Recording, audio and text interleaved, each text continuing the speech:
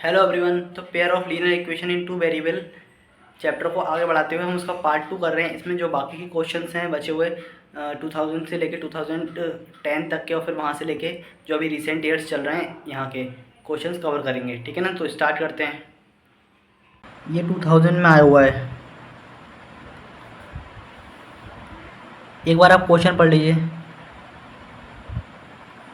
तो देखो क्वेश्चन कह रहा है कि एक टैक्सी है जो कि दो तरह के चार्ज लेती है, एक तो फिक्स चार्ज और एक लेती है चार्ज पर किलोमीटर।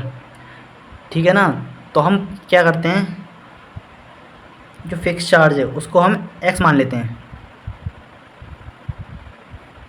अभी तो क्वेश्चन ही होगा, थोड़ा नीचे ले लेता हूँ।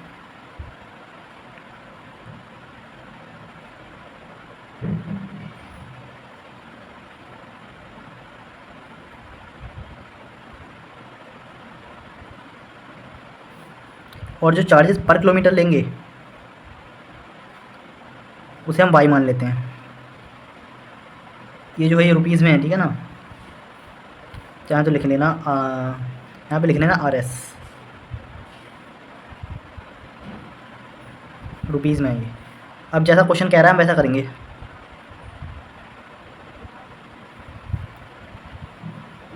क्वेश्चन में लिखा है कि जो 12 किलोमीटर जा रहा है उसके जो चार्ज है वो 89 है। तो पहले तो हम चार्ज लिखेंगे जो फिक्स चार्ज है, तो एक लाइन लिख देंगे, fixed charge plus distance into charge पर किलोमीटर इक्वल्स टू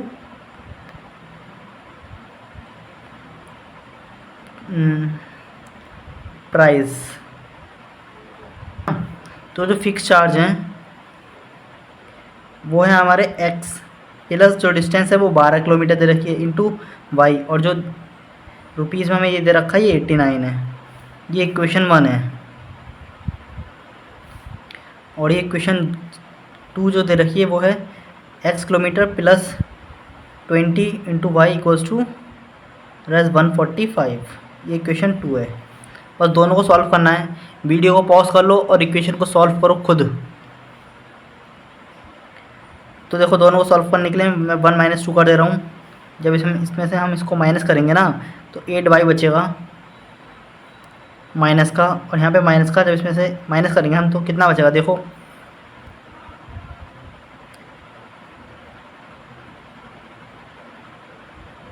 $56 बचेगा ही। ठीक है ना, माइनस से माइनस कैंसिल आउट हो जाएगा, तो ये y की वैल्यू आएगी 7 आ जाएगी। ये कैलकुलेशन तो समझ में आ गया ना। अब इनको इससे माइनस करके देखना, ये आ जाएगी y की वैल्यू 7। और इक्वेशन 1 से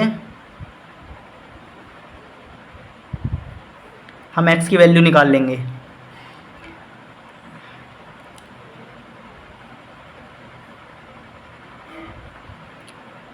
हो जाएगा आपका 84 और 89 माइनस 84 5 आ जाएगा।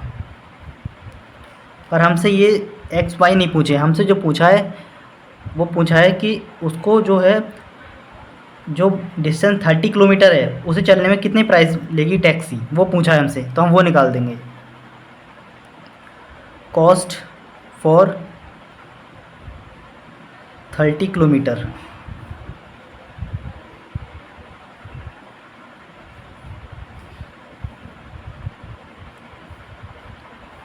तो ये कैसे निकालेंगे, बहुत सिंपल। ये x प्लस 30 इंटू वाई ये आएगा। तो x की वैल्यू 5 प्लस 30 इंटू 7, तो ये हो जाएगा आपका 215। इतने रुपए उसे लगेंगे। ठीक है ना, ये आंसर हो जाएगा। आई होप आपका आंसर मैच कर गया होगा। क्वेश्चन देखते हैं। CBSE 2002 में आया हुआ एक क्वेश्चन है। क्वेश्चन क्या कह रहा है, पढ़ते हैं एक बार। Points A and B are 70 km apart on a highway. A car starts from A and another car starts from B simultaneously. If they travel in the same direction, they meet in 7 hours. But if they travel in but if they travel toward each other they meet in 1 hour, find the speed of the car. दो car दे रखी हैं, एक बार अलग अलग चल रही हैं, एक बार साथ में चल रही हैं, मतलब सेम डायरेक्शन में, और टाइम दे रखा है इस टाइम में मिल रही है, तो हमें उसकी स्पीड बतानी है। तो एक बार आप चाहो तो ट्राई कर सकते हो पॉज करके, बाकी मैं करा रहा हूँ, ठीक है ना। अपने से सॉल्यूशन मैच कर लेना। तो देखो इसके अंदर हम दो केस बनाएंगे। केस 1, व्हेन दे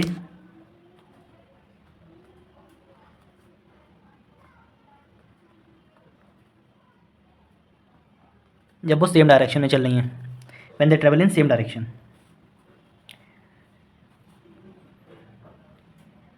एक पॉइंट ए ये है और एक पॉइंट बी ये है। अब कार 1 यहाँ से चलेगी और कार 2 यहाँ से चलेगी, ठीक है ना। और मान लेते हैं हम वो कहीं पी पॉइंट पे मिलेंगी। ये डिस्टेंस तो हमें 70 किलोमीटर की है, और इसको हम मान लेते हैं एक्स, जहाँ पे आके मिल गई। अब बी तो एक्स चली और जो ए चली वो 70 + एक्स चली, और जो उनको टाइम लगाना है यहाँ तक पहुँचने में वो 7 आवर्स का। तो हम क्या करना है, हमें टाइम में लेके जाना है इसको। तो देखो हम क्या करेंगे, पहले तो ए से जो कार 1 है उसका देखेंगे।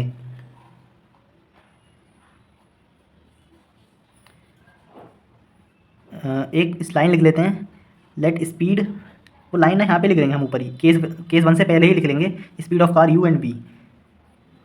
Late speed of car 1 V U and speed of car second B V, kilometre पर आवर। ये भी किलोमीटर पर आवर में, ठीक है ना।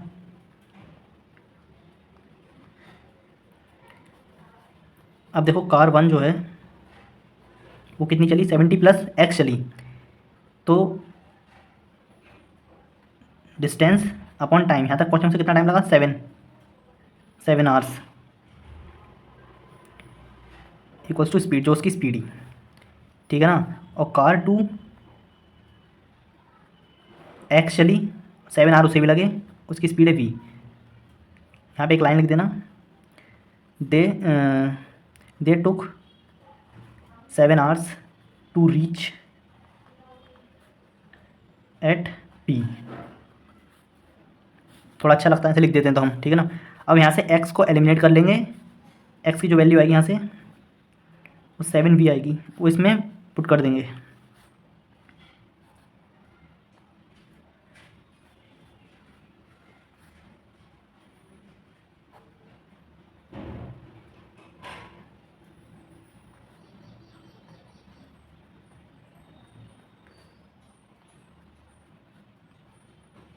ये हमारी पहली इक्वेशन बन गई, ठीक है ना।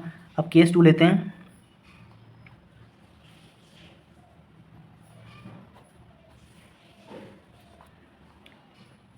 When they travel in same direction,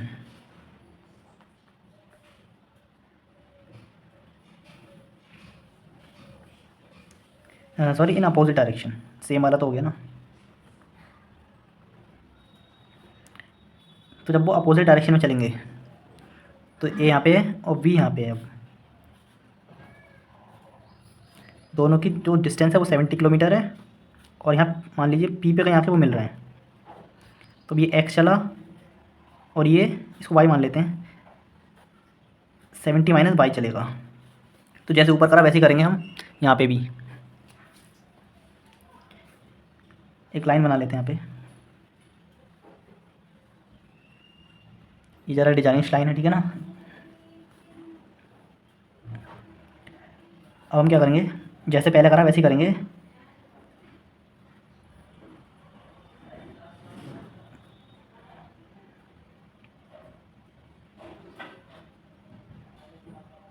अब इनको टाइम बना लगा है, तो distance upon time equals to speed.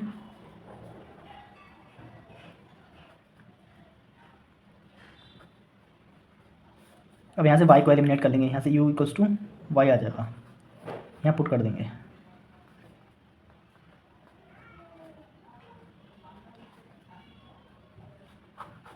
ये वही second equation.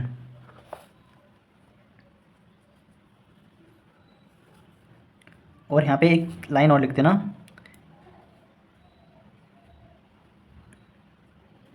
Distance upon time equals to speed. जितनी ज़्यादा चीज़ हम मेंशन करेंगे उतना अच्छा रहेगा, ठीक है ना, इसलिए मेंशन कर देना। अब दो इक्वेशन आ गई, दोनों को सॉल्व कर लेंगे। 1 और 2 को डायरेक्ट ऐड कर रहे हैं हम। ऐड करते वी से भी कट जाएगा, 2v इक्वल्स टू 80 आ जाएगा। v की वैल्यू 40 आ जाएगी, और जो फिर u की वैल्यू है फ्रॉम 2 से निकाल लेंगे, यहाँ पर रखते ही 40, v की वैल्यू 30 किलोमीटर आ जाएगी। लास्ट में एक लाइन लिख देंगे, हैंस स्पीड ऑफ कार्स या फिर कार 1 इज़ 40 किलोमीटर पर our and speed of car 2 is 30 kilometre पर आवर। तो ये ऐसे सॉल्व हो गया पूरा क्वेश्चन। देखो वैसे इतना लंबा करने की ज़रूरत नहीं है, एक मेथड और होता है, लेकिन वो भी आपको समझ में नहीं आएगा, वो हम 11th क्लास में कुछ कॉन्सेप्ट फिजिक्स के पढ़ते हैं तब समझ में आएगा। मैं आपको एक शॉर्टली बता देता हूँ। ये सेकंड मेथड है। तो देखो ए यहाँ पे है और बी यहाँ पे, इसकी स्पीड हमने यहाँ कार 1 है और यहाँ पे कार 2 है, इसकी स्पीड u है और इसकी v है। अब हम क्या करते हैं कि इसकी स्पीड को हम मान लेते हैं, ये जो कंसेप्ट होता है रिलेटिव मोशन का कंसेप्ट है, इसकी स्पीड को v है ना, तो क्या करते हैं हम इसको रोक देते हैं और इसकी स्पीड को इसके अंदर रिवर्स करके ऐड कर देते हैं। पहले दोनों सेम डायरेक्शन में जा रहे हैं, ये भी इधर जा रहा है और ये भी इधर जा रहा है, तो इसको हम रोक देते हैं और इसकी स्पीड को कम कर देते हैं, मतलब स्पीड ऑफ ए इफेक्टिवली हमने इसको रोक दिया और इसकी स्पीड इसमें लगा दी, इसकी स्पीड इसमें लगा दी, मतलब इसमें इसको उल्टा करके जोड़ दिया, मतलब u माइनस v कर दिया। मतलब अब ये रुक गया और जितने स्पीड से जा रहा होगा आगे और जितने से ये जा रहा होगा, अब वो वैसे नहीं जा रहा है, इसकी स्पीड को हमने इसमें से कम कर दिया, वो रुक गया और इसकी स्पीड में उतनी स्पीड कम हो गई और अब जाके यहाँ पे मिल जाएगा, इस बी पॉइंट पे आ जाएगा डायरेक्ट। तो ये नेट स्पीड हो गई एक ही, किसके रेस्पेक्ट में, बी के रेस्पेक्ट में, जब हमने बी को रोक दिया ये हो गई। हो सकता है अभी आपको ये समझ में ना आए, अगर नहीं समझ में आए तो इसको स्किप कर देना, ठीक है ना। अब यहाँ से यहाँ तक जाने के लिए जो उसको टाइम लग रहा है वो तो 7 आवर का लग रहा है केस 1 के अकॉर्डिंग, जब ये सेम डायरेक्शन में चल रहे हैं। तो बस ये तो इसकी स्पीड हो गई और डिस्टेंस इसकी 70 किलोमीटर, तो 70 distance upon time equals to speed. एक इक्वेशन ये आ गई, तो यहाँ से u minus V equals to 10 आ गई, इक्वेशन 1 जो इधर है। और ऐसे ही जो आपका केस 2 है ना, उसको भी आ जाएगा जब a और b दोनों सेम साइड आ रहे होंगे, ये इधर और ये इधर, मतलब कार ए और कार बी तो सेम साइड आ रहे होंगे, तो इसकी जो वेलोसिटी v है मतलब स्पीड, और इसकी u है, इसकी v है। अब इसको हम रोक देंगे, रोकने के लिए क्या करना पड़ेगा, जितनी इसकी स्पीड है उस स्ट्रीम लाइन का जो कंसेप्ट होता है ना उस तरीके से हम लगा रहे हैं, इसकी जो स्पीड है वो हम इसको दे देंगे। इसको देने का मतलब है इफेक्टिव स्पीड ऑफ ए कितनी हो जाएगी। अब कार 1 की इफेक्टिव स्पीड जो आएगी वो u प्लस वी हो जाएगी, इसको उल्टा करेंगे, इसमें ऐड कर देंगे, u प्लस वी किलोमीटर पर आवर हो जाएगी, ठीक है ना। और जो सेकंड केस का जो इक्वेशन बनेगी वो ऐसी बन जाएगी। अब ये दोनों आप भी 70 किलोमीटर रहे हैं, 1 आवर में आ रहा है, लेकिन अब टाइम कितना लग रहा है भाई, आना तो अभी इसको यहीं पे बी तक जाना है, लेकिन अब टाइम कितना लग रहा है, 1 आवर लग रहा है, और जो इसकी स्पीड है वो u प्लस वी है। ये आपकी सेकंड इक्वेशन हो जाएगी, और इन दोनों को सॉल्व कर लेंगे, आंसर ये आ जाएगा, ये इक्वेशन 2 और इक्वेशन 1। ये आपको समझ में नहीं आया इसको बिल्कुल स्किप कर देना एकदम से, ये आपके लिए सही मेथड है, इसको ही आपको एग्जाम में करके आना है।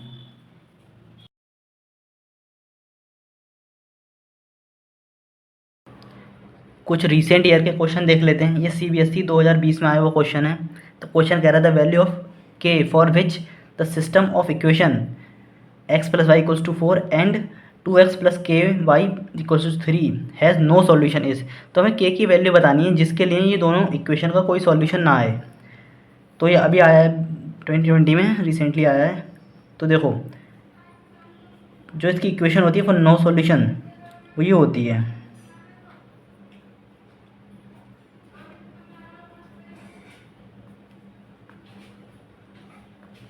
वो ये कंडीशन होती है, मतलब for no solution, no solution की ये कंडीशन होती है। इसको इन दो इक्वेशन में अप्लाई कर देंगे।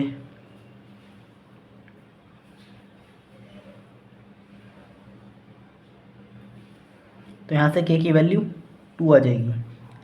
हाँ हम यहाँ पे भी अप्लाई कर सकते हैं, जब हम यहाँ पे अप्लाई करेंगे दूसरी साइड,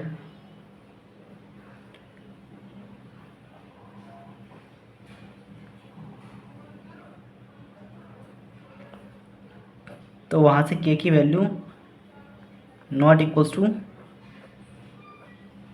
4/3 आ जाएगी। ये एक ऑप्शन वाला क्वेश्चन था जिसके अंदर ऑप्शन दे रखे थे, तो उसके अंदर एक ऑप्शन था के की वैल्यू 2, तो वही आंसर होगा, ठीक है ना, ये आंसर था उसमें। एक मिनट, यहाँ पे ना ये 3/4 नहीं होगा, ये उल्टा होगा, 4/3 होगा, क्योंकि 4 यहाँ पे है तो 1 के साथ, ऊपर 1 के साथ 4 है और के साथ 3 है, ठीक है ना, तो ये इसका आंसर रेसिप्रोकल आएगा ये 3/4। आंसर तो यही है, लेकिन मतलब इसकी वैल्यू ये नहीं होगी, ठीक है। नेक्स्ट क्वेश्चन देखते हैं, ये 2021 में आया है, तो बस 2 इक्वेशन दे रही है, इन दोनों को सॉल्व भी करना है। काफ़ी आसान क्वेश्चन है और ये 1 मार्क्स में ही आया था। तो हम क्या करेंगे, ये जो पहली इक्वेशन दे रखी है ना, ये वाली, इसको 1 मान लेते हैं, इसको 2 मान लेते हैं। तो यहाँ से x निकालेंगे,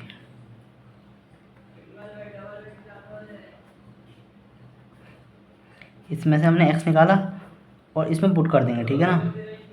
मैं लिख नहीं रहा हूँ, आप लिख देना दोबारा, इसको लिख के इक्वेशन 1, इसको लिख के इक्वेशन 2 लिख देना। मैं इसको इसमें पुट कर देता हूँ डायरेक्ट।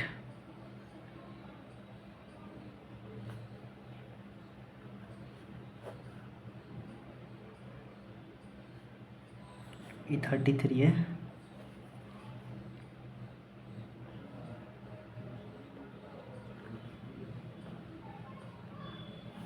ठीक है ना, और इसको हम सॉल्व कर लेते हैं हम सिंपली। यहाँ ले आता हूँ मैं इसको, 33 × 34 कितना होता है। आप एक बार वीडियो पॉज करो, इसको सॉल्व करो फटाफट।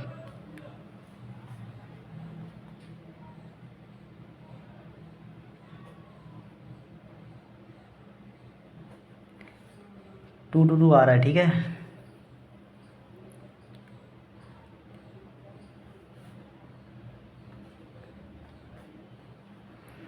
थर्टी थ्री का स्क्वायर कितना होता है,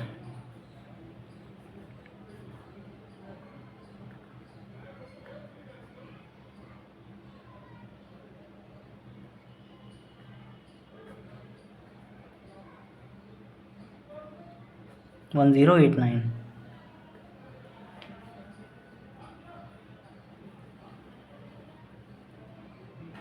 अब यहाँ 32 का स्क्वायर आएगा,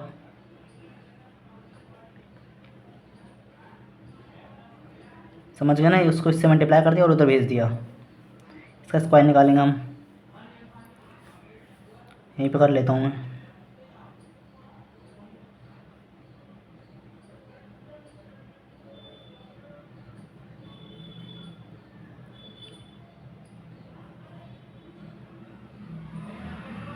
वन 1024 होगा।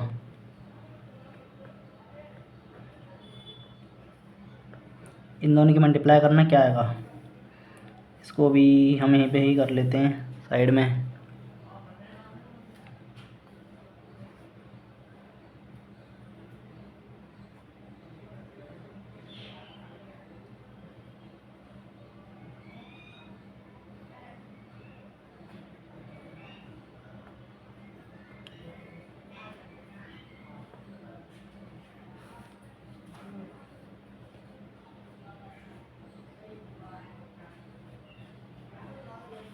और ये 2 2 2 है, इसको इधर आ जाएगा और माइनस का 2 2 2 हो जाएगा। इसमें से इसको माइनस कर लेंगे सिंपली,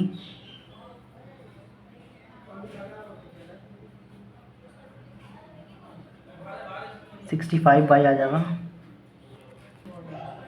और इसको माइनस करना, ये बचेगा आपका माइनस के 1230। बस यहाँ से y की वैल्यू आ जाएगी। यहाँ पे देखना थोड़ी सी मिस्टेक हो गई, यहाँ पे 1 1 आएगा, तो ये 1 1 हो जाएगा। जब ये 1 1 होगा ना, तो जब हम इसको सब्ट्रैक्ट करेंगे तो 130 आएगा ये एक्चुअली में, ये 2 नहीं आएगा। और ये 2 टाइम्स आ जाएगा, y की वैल्यू यहाँ से 2 आ जाएगी। और x की वैल्यू हम यहाँ से निकाल लेंगे। अब इसको 1 बोल देते हैं, फ्रॉम 1।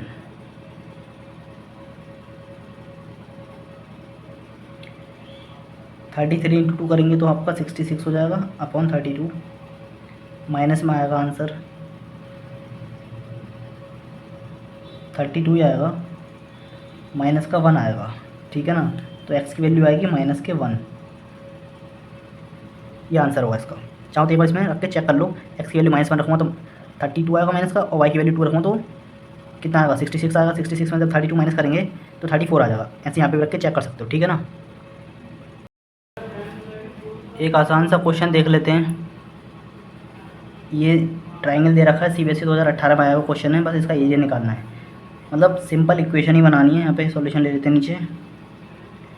x + y = 30 और x - y = 40। मतलब कुछ भी नहीं है क्वेश्चन में, कुछ भी खुद सॉल्व कर लेना आप वीडियो पॉज करके एक बार। इक्वेशन 1 इक्वेशन 2 दोनों को ऐड कर लेंगे।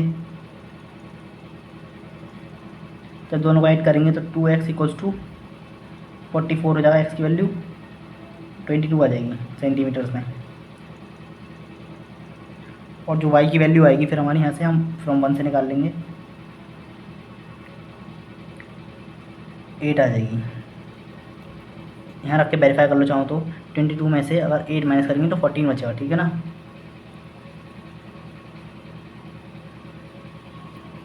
हमें निकालना था एरिया ऑफ रेक्टेंगल।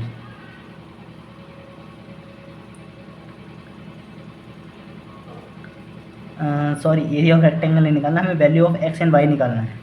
एरिया निकालने के लिए तो फिर कुछ ज़रूरत ही नहीं है ना, इसकी मल्टीप्लाई से कर देंगे, एरिया हो जाएगा।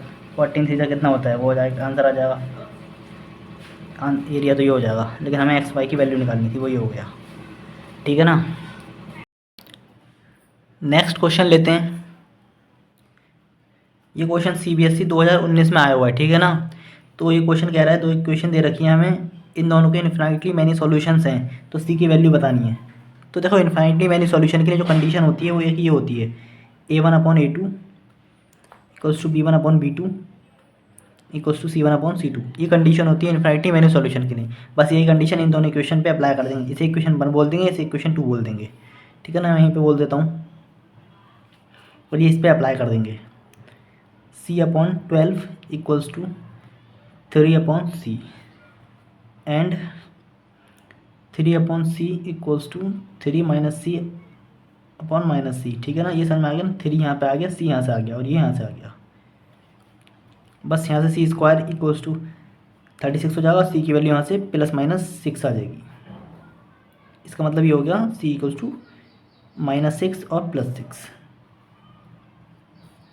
और यहाँ से निकालेंगे अभी हम। वैसे तो C से C कैंसिल आउट हो जाएगा एक तो, लेकिन C 0 नहीं होना चाहिए, तब हम इसको कैंसिल करेंगे, अदरवाइज़ हम कैंसिल नहीं कर सकते। अभी हम क्या करते हैं, C को उधर ले जाते हैं। एक काम करते हैं, पहले इसको कैंसिल ही कर लेते हैं और माइनस ऊपर चला जाएगा। और यहाँ पे बस साइन चेंज होगा तो C-3 हो जाएगा। तो यहाँ से C की वैल्यू क्या आएगी, 6 आ जाएगी। लेकिन ये कब है, ये तब है व्हेन C ≠ 0। एक अगर C 0 हो जाए तब भी तो ये कंडीशन सेटिस्फाई होगी नहीं होगी। देखो मैं भी समझाता हूँ।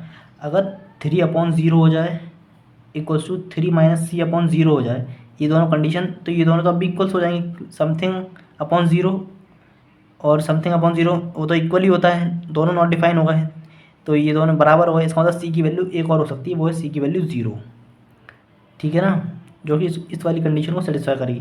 पर हमें तो ये वाली भी सेटिस्फाई करवानी है, इधर वाली, और इधर वाली भी सेटिस्फाई करवानी है। इसके लिए दोनों की जो कॉमन वैल्यू आएगी वो 6 आ रही है, तो जो आंसर होगा वो 6 होगा। एक तरीके से हम इसको भी चेक कर सकते हैं, इन दोनों को लेके भी चेक कर सकते हैं। जैसे कि A1 अगर हम इसको ले लें, A1/A2 = C1/C2 को ले लें। वैसे तो आंसर यहीं पे सॉल्यूशन हो गया। अब यहाँ से लिख देंगे hence C = 6। बस यहाँ इन दोनों से लिख देंगे C = 6। बस एक लाइन लिख देंगे यहाँ पे, hence C = 6। ये आंसर हो जाएगा। यहाँ पे चाहे तो एक हल्की सी लाइन बना लेना और इसके बाद ये लाइन लिख देना अलग, hence C = 6। ये तो मैं आपको बस ऐसे ही बता रहा हूँ, इसकी ज़रूरत नहीं है। तो इसमें आएगा C/12 = 3 - C/-C। अब इसको थोड़ा सॉल्व करेंगे तो -C² = 36 - 12c। अब इसको भी थोड़ा सॉल्व कर लेंगे तो ये हो जाएगा सी स्क्वायर माइनस हो जाएगा, फाइनली इधर आ जाएगा तो 12c माइनस 36। इसको सॉल्व करते हैं।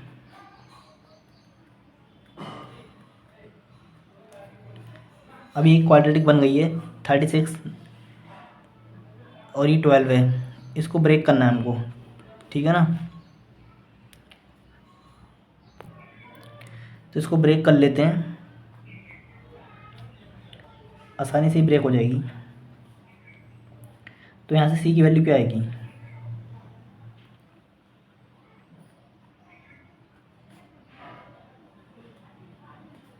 तो यहाँ से c की वैल्यू 6 आएगी निकल के, मतलब ये कॉमन आ जाएगा दोनों तरफ से। ये जो है c, ये जो बनना है ना, ये c माइनस 6 का होल स्क्वायर बनना है। इसको थोड़ा सा सॉल्व करोगे, यही बन जाएगा। तो यहाँ से c की वैल्यू 6 आ रही है, इन तीनों से c की वैल्यू 6 आ रही है, तो यहाँ फाइनल आंसर जो होगा वो 6 होगा, ठीक है ना।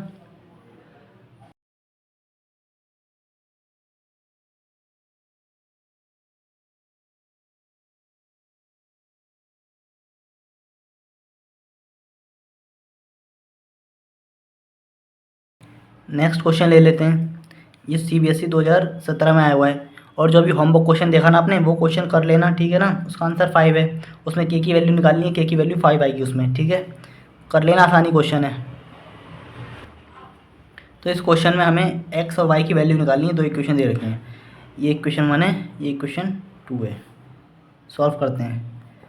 वैसे तो देखो, बाय ऑब्जर्वेशन हम अगर देखें तो x की वैल्यू a हो जाएगी, यहाँ पे a रखेंगे, और y की वैल्यू b हो जाएगी। a से a कैंसिल आउट हो जाएगा, b से b कैंसिल आउट हो जाएगा, 1 1 बराबर हो जाएगी।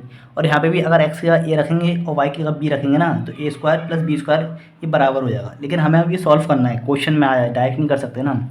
तो अब सॉल्व करने के लिए क्या करेंगे हम, इक्वेशन 1 से x equals to a b y कर देंगे, ठीक है ना। ये हो गया।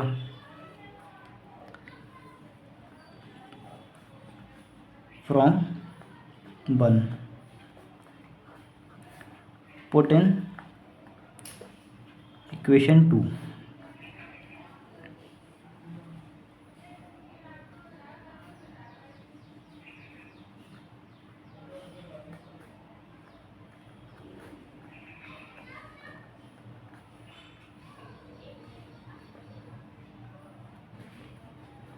तो ये क्या हो जाएगा, देखो a square Y plus B square Y equals to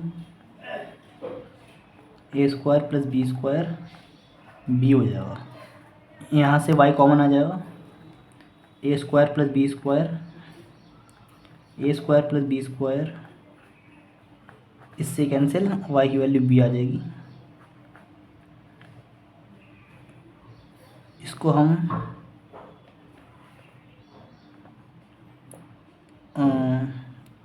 a बोल देते हैं।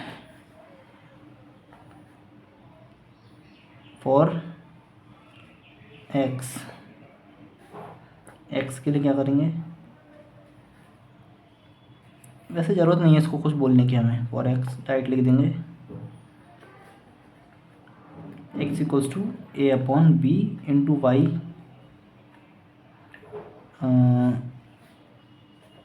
ये सेम लग रहा है, इसको ऐसे कर लेते हैं, इंटू वाई। अब a upon B into Y की वैल्यू b है, इससे कैंसिल आउट हो जाएगा। यहाँ से x की वैल्यू a आ जाएगी, ठीक है ना। ये आंसर हो गया इसका। तो हमारे यहाँ पे क्वेश्चन फिनिश हो गए हैं। आई होप आपको कोई क्वेश्चन अच्छे लगे होंगे। वीडियो को लाइक कर देना, चैनल सब्सक्राइब कर लो। बाकी और भी चैप्टर्स के मैं प्रीवियस क्वेश्चन कराऊँगा।